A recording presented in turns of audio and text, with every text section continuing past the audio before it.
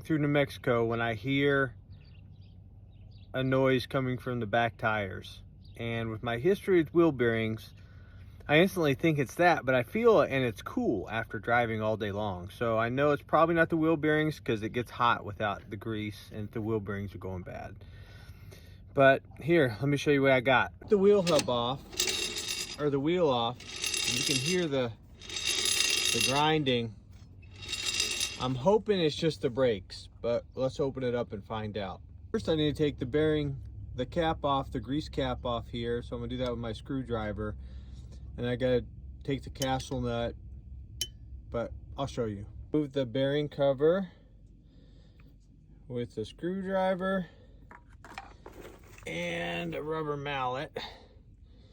And what you see now is the castle nut, and I had to use needle nose pliers to pull out this quarter pin right here. And now I'm gonna use some channel lock pliers, take off the castle nut, then I should be able to take off the wheel hub and see what we got. So I pull off my hub assembly here. Everything looked good with it. Seal's intact. No extra grease on my spindle. It's a little black, but there's some red in there too. But the thing I found is these parts rolled out from the brake assembly as soon as I took the hub off. So these were kind of rolling around in there. They look a little melted down, getting stuck. The threads are worn off.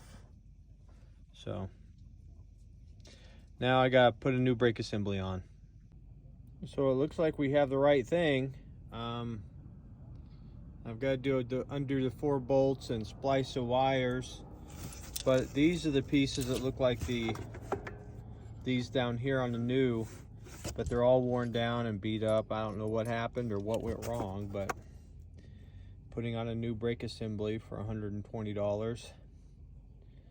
The brake pads look good. It's just for some reason these pieces broke and started rolling around inside the brakes while the RV's moving. You never know.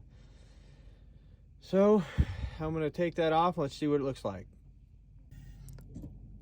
So now I'm loosening up these 4 bolts right by the axle here that allow me to free up the brake assembly.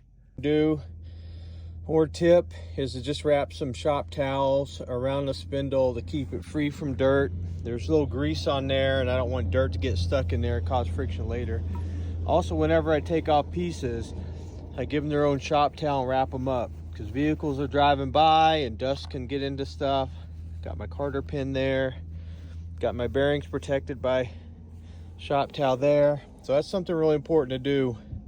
Otherwise your bearings blow out a little bit later down the road. You can see I have the brake assembly off of the spindle. Another good reason to wrap up the spindle is because you could ding it with the brake assembly when taking it off or transfer dirt across or something else. It's electric brakes, so I'm gonna have to splice the new cables in, the new wires in for the new brakes, and cut these off. There we go, easy peasy. You can see here the brake line coming out of the axle, and I crimped it to the brake line coming out of the brakes. Then I clamped it down over here. And now we're ready to put the hub back together, get it greased up a little bit, and put it back on. So now I repacked the bearings. I got the castle nut back on, got the bearings in the correct way, and now I'm about to put the cotter pin back in right over here. Got to wiggle that back in, and then we'll see what happens. Well, I think that about wraps it up. I got the tire kind of loosely back on, but spinning it, not hearing any squealing, just kind of hearing the brake pads. Sounds good, rolls clean.